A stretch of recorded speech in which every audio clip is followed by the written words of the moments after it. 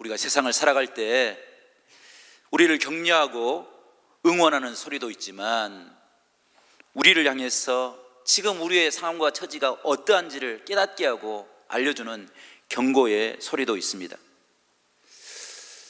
자동차를 운전하다 보면 자동차가 오랜 시간 운행하다 보면 경고등이 들어옵니다. 기름이 떨어졌다라는 겁니다. 기름을 채우지 않으면 곧 차가 멈추게 될 것입니다 라고 경고를 줍니다. 그런데 만약 내 차가 어제 뽑은 차야, 그래서 기름 없이도 달릴 수 있어 라고 계속해서 달린다고 한다면 그 차는 반드시 멈춰서고 말 것입니다. 어떤 사람이 만약 내 차가 아주 유명한 비싼 해외 스포츠차라고 생각해서 기름을 넣지 않는다고 한다면 그 차 역시 멈춰 설 수밖에 없습니다. 기름이 없으면 차가 멈춰서는 것은 너무나도 당연한 일입니다. 아무리 내 차가 신차이고 많은 기능을 가지고 있다 할지라도, 기름을 넣지 않고 전기로 가는 차라 할지라도 전기를 충전하지 아니하면 차는 멈추게 되어 있는 것입니다. 우리의 신앙도 마찬가지입니다. 우리 믿음도 충전하지 않으면, 하나님의 은혜로 하나님의 말씀으로 우리를 채우지 않으면 우리가 아무리 오래 믿어도 그 신앙이 멈춰서고 시험에 들게 되어 있는 것입니다. 아무리 목사라 할지라도, 장로라 할지라도, 중요한 직분을 받는 중직자라 할지라도 은혜가 떨어지면 시험에 넘어지게 되어 있는 것입니다. 새 신자도 여기에서 예외가 될 수 없습니다. 여러분의 은혜의 등은 지금 어떠하십니까? 혹시 빨간 등이 들어와 있지는 않습니까? 교회에 나오기가 싫고 또 세상의 것들이 더 기쁘고 즐거운 그런 상황을 살아가고 있지는 않습니까?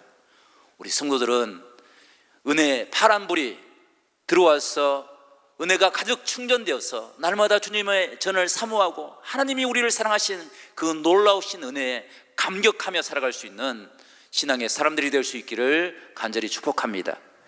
그런 마음을 담아서 우리 옆에 분들과 함께 이렇게 믿음의 인사를 나누기를 원하는데요. 하나님께서 당신을 사랑하십니다. 그 사랑을 가득 충전합시다. 아멘. 성도 여러분, 우리가 어떤 상황에 처하더라도 그 상황을 이겨낼 수 있는 은혜가 충만해서 그 상황을 뛰어넘을 수 있는 그런 복된 믿음의 사람들이 될 수 있기를 간절히 축원합니다. 로마서의 출발은 바울이 경험한 그 복음의 은혜, 그것을 소개하면서 바울이 시작하고 있습니다. 바울은 자신이 경험했던 신비한 은혜를 로마 사람들에게 전해주고 싶었습니다. 그 간절한 마음을 가지고 로마서를 썼습니다.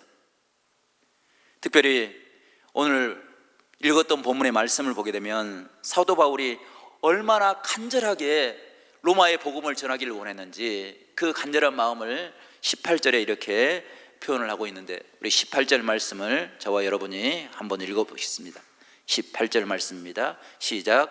하나님의 진노가 불의로 진리를 막는 사람의 모든 경건하지 않음과 불의에 대하여 하늘로부터 나타나나니. 아멘. 성도 여러분, 이 말씀이 어떤 의미입니까?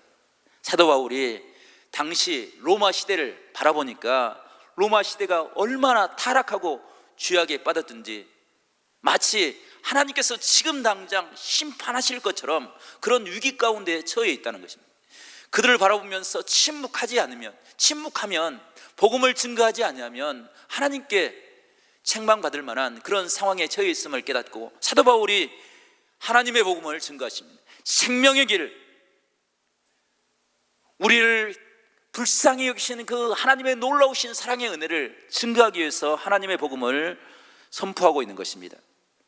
그것은 마치 노아 시대에 노아가 하나님의 음성을 듣고 온 백성들이 서로 탐욕하고 죄악에 빠져있는 그들을 향하여 하나님이 오늘 심판하십니다. 비를 내려서 온 시대를 쓸어버릴 것입니다 라고 증거하고 그리고 방주를 지었던 그런 시대의 모습을 우리가 상상해 볼 수 있습니다. 아브라함은 소돔과 고모라가 얼마나 타락했든지 하나님께서 불과 유황으로 심판하실 것이다 라는 그 음성을 듣고 그들을 향하여 하나님의 복음을 증거했던 그런 상황들, 그 간절함이 오늘 사도 바울의 모습에 담겨져 있다는 것입니다. 성경을 살펴보면 로마서를 쓰던 그 시대에 로마 한 도시가 패망한 그런 모습들을 발견할 수 있습니다. 여러분이 잘 아시는 이야기처럼 폼페이의 치오라는 그런 기억으로 우리가 폼페이 도시를 기억합니다. 폼페이 도시는 AD 79년에 화산이 폭발해서 한순간에 도시가 완전히 재앙을 맞은 것처럼 사라져버린 그런 도시입니다. 많은 학자들이 그것을 복원했습니다. 그 복원한 폼페이 도시를 방문한 사람들은 하나같이 이렇게 이야기합니다. 이것은 재앙이 아니라 심판이었습니다. 그 심판의 자리에서 최후를 맞이했던 한 사람이 돌로 벽에다가 이렇게 써놨습니다. 죄악의 도시, 죄악이 멸망을 초래했다라는 그런 글이었습니다. 자신들이 생각해도 폼페이라는 도시가 얼마나 타락했던지 이것은 재앙입니다, 죄악으로 말미암아서 초래된 그런 심판입니다 라고 그렇게 썼다는 것입니다. 이 말의 출처를 정확하게 찾아볼 수 없지만 그들의 삶을 보게 되면 이 말이 정말인 것을 우리가 증거할 수 있습니다. 폼페이는 성적으로 타락한 도시였습니다. 폼페이 집이나 집을 가로막는 그 벽에 많은 그림이 새겨져 있었는데 그 그림들은 대다수가 집단적으로 성행위하는 모습, 동성애하는 그런 모습들이 새겨져 있었습니다. 차마 눈을 뜨고 볼 수 없는 그런 음란한 도시가 바로 폼페이였습니다. 폼페이는 고작 2만 명이 살고 있는 작은 도시였다고 합니다. 그런데 그곳에 몸을 파는 매춘하는 곳이 25곳이나 발견되는 더 많은 매춘하는 곳이 있었음을 고고학자들은 이야기합니다. 1819년 나폴리 국왕이었던 프란치스코가 그곳을 아내와 딸과 함께 참관하게 되었습니다. 그런데 그 모습이 얼마나 부끄러웠던지 이것은 사람들이 보면 안 되겠다라고 생각해서 그곳을 잠정적으로 폐쇄해버리고 말았습니다. 폼페이는 또한 잔인하고 인간성을 잃어버린 그런 죄악의 도시였습니다. 폼페이 그 부유한 사람들, 귀족들을 뒷받침했던 사람들이 노예였습니다. 그런데 그 노예들을 사람으로 생각하지 않았습니다. 그래서 사람들이 모였을 때 그 노예들을 야수에게, 호랑이와 사자들에게 던졌습니다. 그리고 그 호랑이와 사자가 그 사람들을 찢고 물고 하는 그 장면을 보고 사람들이 환호성을 치고 흥분하였던 그런 기록들이 있습니다. 부유한 사람들은 자신들이 기르고 있는 붕장어를 먹기 위해서 노예가 죽으면 그 시체를 붕장어에 던져 주었습니다. 그래서 사람의 시체를 먹는 그 붕장어를 섭취함으로 자신들의 건강을 지켜나왔다고 합니다. 뿐만 아니라 그들은 자신들이 마시는 잔에 이런 글을 새겨 넣었습니다. 마음껏 생활하라, 내일을 걱정하지 말아라. 마음껏 오늘을 즐기라는 것입니다. 내일 일은 내일 벌어질 일이고 오늘은 우리 마음껏 취하고 마음껏 쾌락을 즐기고 마음껏 우리 마음대로 생활하자라는 그런 글을 잔에 새겨서 먹고 마시고 즐겼던 것입니다. 이것은 폼페이 시대의 단면을 소개하고 있습니다. 그런데 이 폼페이보다 더 타락한 도시가 로마였습니다. 로마는 더 향락적이고 황제를 숭배하고 있었고 사람의 힘을 가지고 다른 사람들을 억압하고 그들을 위에 군림하는 것, 그것을 큰 자랑으로 여겼던 시대가 로마 시대의 사람들입니다. 이 시대를 살아가고 있는 모습을 바울이 본 것입니다. 그리고 간절한 마음을 가지고, 불쌍한 마음을 가지고 그들에게 하나님의 복음의 은혜를 증거하였습니다. 왜냐하면 그 복음 안에는 하나님을 믿는 자들에게는 구원이 되고, 하나님을 믿지 않는 자들에게는 하나님의 심판을 향한 경고의 모습이 그 안에 담겨져 있기 때문입니다. 사도 바울은 오직 그 시대를 구원하는 유일한 방법이 복음이라고 생각했습니다. 그래서 그는 뜨거운 마음을 가지고 하나님의 복음을 증거했습니다. 성도 여러분, 사도 바울이 증거했던 복음 안에는 어떤 은혜가 담겨져 있습니까? 우리가 그것을 함께 나누면서 우리도 하나님의 복음으로 채워져서 이 시대를 살아갈 때, 어둡고 타락한 시대를 살아갈 때 하나님을 바라볼 수 있는 소망의 사람들이 될 수 있기를 간절히 바랍니다. 첫 번째, 바울이 증거한 복음에는 분명한 죄악의 모습, 그 모습을 드러내고 있습니다. 사도 바울은 로마의 강력한 힘을 누구보다도 잘 알고 있었습니다. 그래서 자신의 힘으로 도저히 상대할 수도, 또 상대해서도 안 된다는 사실을 분명하게 깨달았습니다. 로마에 한번 찍히게 되면 로마의 핍박과 억압을 피할 수가 없었습니다. 그래서 보지 말고 듣지 않고 그냥 인정하고 살아가는 것, 그것이 로마 시대의 최고의 처세술이었습니다. 그런데 사도 바울은 결코 그 길을 선택하지 않았습니다. 오히려 그들을 불쌍히 여기는 마음을 가지고 그들의 죄악을 보게 하였습니다. 구원의 길을 선포하고 사는 길, 생명의 길을 그들에게 외쳤던 것입니다. 죄악으로 둔감해진 마음을 깨우고 하나님의 복음을 들음으로 돌이켜 회개하고 하나님의 진노를 생각하며 하나님의 품으로 돌아오는 것, 그것이 사도 바울이 증거했던 복음의 은혜입니다. 사도 바울이 지적하는 로마 시대의 죄악의 모습은 어떤 모습입니까? 두 가지를 이야기하고 있는데 오늘 18절 말씀 보게 되면 이렇게 기록하고 있습니다. 18절, 하나님의 진노가 불의로 진리를 막는 사람의 모든 경건치 않음과 라고 얘기해요. 경건치 아니함, 경건의 모습은 무엇입니까? 하나님을 인정하는 것입니다. 그런데 로마 시대는 도무지 하나님을 인정하는 모습을 찾아볼 수가 없었습니다. 또 한 가지는 불의입니다. 하나님을 찾지 않으니, 하나님을 인정하지 않으니, 하나님께서 선하게 여기시는 그 일들을 행할 수가 없었던 것, 그것이 이스라엘 백성들, 또 로마 시대의 사람들의 모습이었습니다. 그것을 돌이켜 하나님의 품으로 돌아오라 말씀하고 있는 것입니다. 가끔 성도들을 상담해 보면 신앙에 대해서, 말씀에 대해서 참 많이 알고 있다라는 생각을 합니다. 그런데 그 신앙을, 그 말씀을 지켜낼 힘이 없습니다. 그래서 내 상황에서 그 말씀을 적당하게 타협할 수 있는 방법을 찾아달라고 이야기합니다. 그런데 신앙은 결코 그런 것이 아닙니다. 신앙은 분명한 하나님의 뜻을 깨닫고 그 뜻에 순종하는 것, 그것이 참된 신앙의 모습입니다. 오늘 23절 말씀 보게 되면 로마 시대 사람들은 이렇게 생활했습니다. 23절 말씀 저와 여러분이 다시 한번 읽어보겠습니다. 23절입니다. 시작. 썩어지지 아니하는 하나님의 영광을 썩어질 사람과 새와 짐승과 기어다니는 동물 모양의 우상으로 바꾸었느니라. 아멘. 성도 여러분, 하나님의 능력과 하나님의 복음을 들었습니다.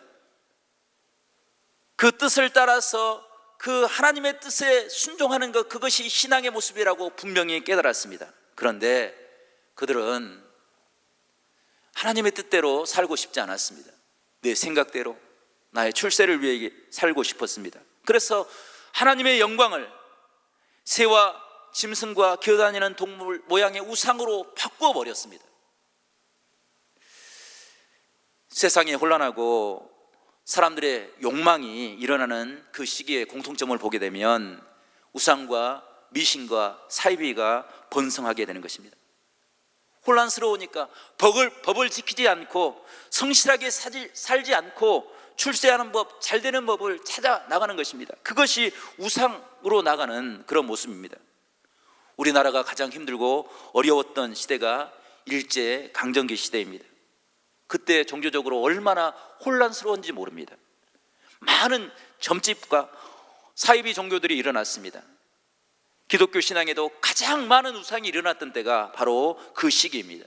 아직도 그 이단과 잘못된 교훈들이 그때 당시에 뿌리를 두고 지금까지 열매를 맺고 영향을 미치고 있는 것을 보게 됩니다. 성도 여러분, 우리는 하나님의 말씀을 들을 때 그 말씀에 아멘으로 화답하고 분명하게 삶의 목표와 뜻을 세워나갈 수 있는 복된 믿음의 사람들이 될 수 있기를 간절히 축복합니다. 하나님의 말씀을 들을 때 그 말씀에 민감하게 신앙으로 반응할 수 있는 그런 믿음의 삶을 살아가는 우리 모두가 될 수 있기를 간절히 바랍니다. 마음이 깨어 있어야 민감한 삶을 살 수 있습니다. 깨어있지 않으면 그 말씀조차도, 그 경고조차도 무시해버리는 둔감한 삶을 살게 되는 것입니다. 우리 성도들 가운데 그런 분이 계시지 않겠지만 지금 우리 사회에 부상하고 있는 사회적 문제가 있는데 그 문제가 음주운전의 문제입니다. 우리 사회는 음주운전을 하지 말라고 경고를 하고 있습니다. 누구나 거기에 대해서 수긍을 합니다. 음주운전을 하면 안 된다, 누구나 다 잘 알고 있습니다. 음주운전을 하게 되면 본인도 위험하지만 다른 사람들도 치명적인 상처를 입거나 사망에 이르는 그런 사고가 일어나는 것입니다. 그것을 방지하기 위해서 대리운전이라는 좋은 제도도 만들어 나왔습니다. 그런데 술을 마시면 아마 용기가 나는가 봅니다. 경고에 대해서 둔감하게 됩니다. 적당하게 운전하면 집에까지 갈 수 있겠지라는 생각을 하게 됩니다. 그래서 습관적으로 음주운전하는 사람이 있는 것을 보게 됩니다. 그것 때문에 많은 사람들이 희생을 당하고 있고 목숨을 잃고 있습니다. 지난 2024년 2월 3일에 서울 강남에서 유명 여자 DJ가 운전을 하다가 50대에 오토바이 배달기사를 치어서 사망에 이르게 한 불행한 사건이 있었습니다. 이 여자 DJ 운전자는 바로 전에 음주운전으로 중앙선 침범을 했습니다. 그리고 사고를 일으켰습니다. 운전을 했기 때문에 뺑소니 도망칠 수밖에 없었습니다. 그 도망치다가 50대 오토바이 운전자 배달기사를 사망에 이르게 했습니다. 또한 지난 5월 9일 엊그제 유명 가수가 음주운전을 했습니다. 그 책임을 피하기 위해서 자신의 매니저에게 그 책임을 전가했습니다. 마치 그들은 특권을 가진 것처럼 나는 음주운전을 해도 된다는 것처럼 그렇게 생각을 하고 이러는 것입니다. 그것이 사람들에게 피해를 주고 어려움을 주는 것입니다. 어떤 사람들은 이 음주운전 처벌이 미비하기 때문에 처벌을 높여야 된다라는 그런 이야기를 합니다. 제가 설교를 준비하면서 여러 나라의 음주운전 처벌에 대해서 살펴보니까 미국에서는 주마다 조금씩 다르지만 음주운전을 하다가 적발이 되면 사망사고가 일어나면 1급 살인죄를 적용해서 최대 징역 50년이나 무기징역을 선고하는 그런 사례도 있다고 합니다. 어떤 나라는 때려서, 말로 해서는 듣지 않으니까 때려서 아픔을 주어서 음주운전을 모면하려고 하는 나라도 있다고 합니다. 어떤 나라는 죄 없는 아내를 남편과 함께 감옥에 보내서 고통을 받게 하고 아마 아내들이 바가지를 팍팍 긁어서 음주운전을 못하도록 그렇게 하는 나라도 있는 것 같습니다. 어떤 나라는 집에서 30km 떨어지는 그곳에서 사람이 내려주고 걸어오게 30km를 걸어오면서 자신에게 형벌을 내려서 음주운전을 하지 못하도록 그것을 기억할 수 있도록 형벌을 내리는 그런 나라도 있다고 합니다. 형벌은 경고에 불과합니다. 법에 둔감해지면 사고를 일으키기에, 그래서 형벌을 받음으로 민감한 삶을 살아가라고 이야기합니다. 성도 여러분, 신앙도 마찬가지입니다. 하나님의 말씀에 민감하지 아니하면, 하나님의 경고를 무시하게 되면 노아 시대의 방주에 하나님의 심판이 이르렀던 것처럼 소돔과 고모라의 불과 유황이 내려서 사람들을 심판했던 것처럼 우리에게도 그런 모습이 닥치게 되는 것입니다. 그래서 우리는 복음의 은혜를 듣고 하나님 앞으로 가까이 나가는 그런 믿음의 삶을 회복할 수 있기를 간절히 축복합니다. 두 번째로 사도 바울이 전한 복음은 우리 성도들에게 참된 수치가 무엇인지를 가르쳐주고 있습니다. 복음은 우리로 하여금 부끄러움이 무엇인지를 가르쳐 줍니다. 하나님의 말씀으로 무엇이 자랑거리가 되고 무엇이 부끄러운지를 바로 세움으로 하나님의 은혜 앞에 나아갈 수 있는 길을 열어주시는 것입니다. 그런데 오늘 성경 말씀을 보게 되면 여러 번 반복되는 죄악의 모습으로 가장 쉽게 우리가 범하는 죄의 모습을 이렇게 소개하고 있는데, 그것은 바꾸었다는 것입니다. 하나님의 말씀이 분명하게 들리지만 그 말씀을 내 생각대로 바꿔버렸습니다. 내 쾌락을 위해서 순리로 쓸 것을 영리로 바꿔버렸습니다. 하나님의 영광을 우상의 모습으로 바꿔버렸습니다. 이것이 로마 시대의 성도들의 어리석은 모습일 뿐 아니라 우리 이 시대를 살아가는 우리들의 현실의 모습이 아닌가라는 생각을 해봅니다. 우리는 하나님의 말씀을 듣지만 내 생각대로 쉽게 그것을 바꾸어버립니다.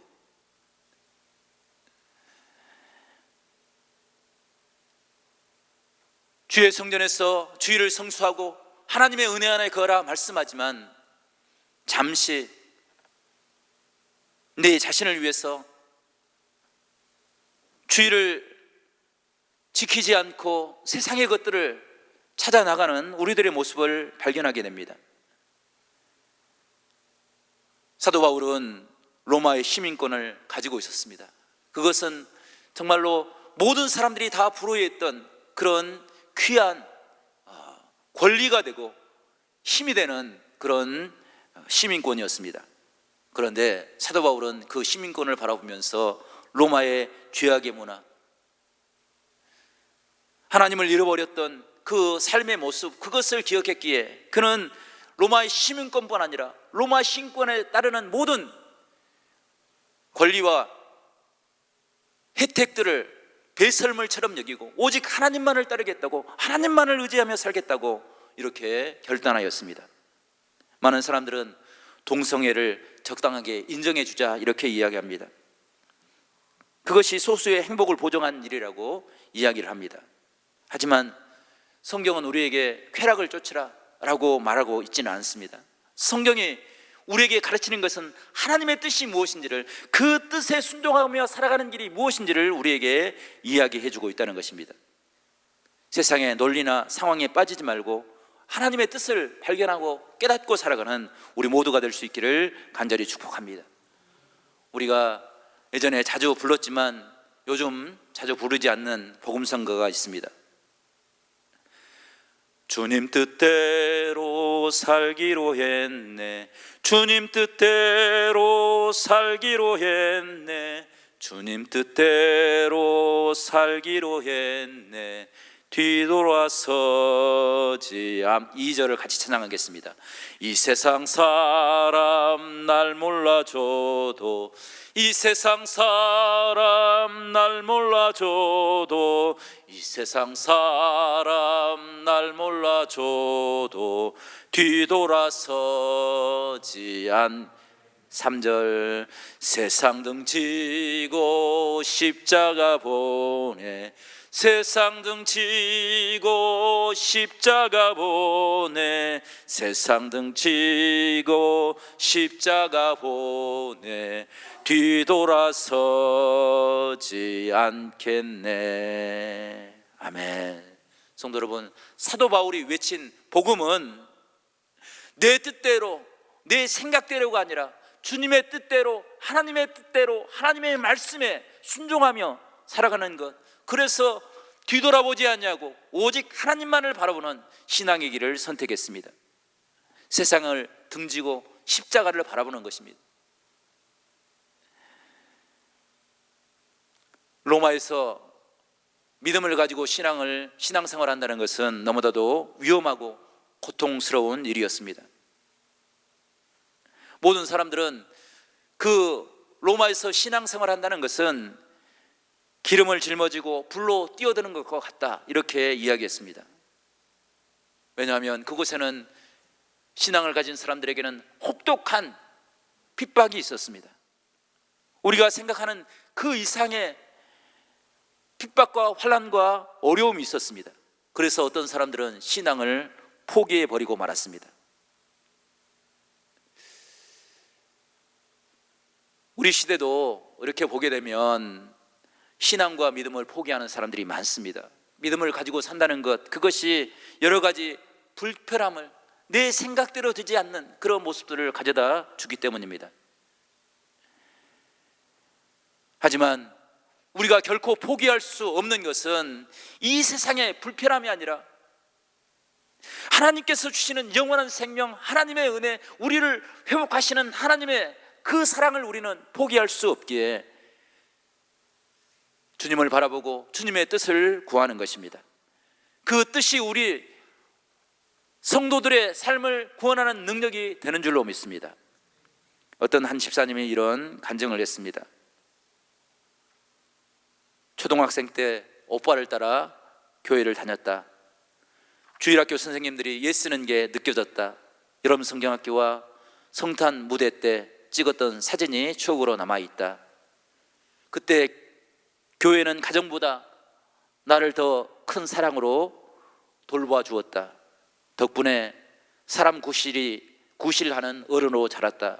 대학생이 되고 기독교 동아리 시를 전공만큼이나 열심히 찾았다. 그곳에서 공동체가 무엇인지를 배웠다. 믿음에 대한 질문들이 많이 쏟아졌던 시기이다. 나는 흔들리면서도 자랐다. 하나님을 제대로 믿으면 인생이 꼬이지 않을까? 성경에 나오는 인물들을 보면 괜히 겁이 났다. 그래서 나는 하나님의 눈에 띄지 않도록 몸을 낮추었다. 결혼을 해서 아이가 소아암 진단을 받았을 때 마음이 착 가라앉았다.